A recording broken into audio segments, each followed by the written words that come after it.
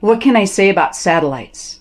A listening station that makes maps out of the galaxies. A place surrounded by beauty, built for just this purpose. A place so isolated, yet traveled so well. A place designed to find aliens. Driving on Highway 60 through New Mexico, through towns named Socorro, Quemado, Pie Town.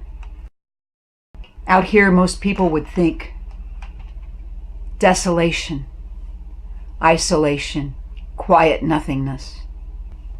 Driving this road, I feel settled, calm, happy. The road calls to me, and these places of nature, rolling hills and mountains, they have stories to tell. Driving by, I am startled by seeing man-made dishes, tall as city skyscrapers, turning by an unseen hand. Pieces of floating tech that don't belong here in nature's bowl. They stand listening silently to the universe. What do the aliens hear?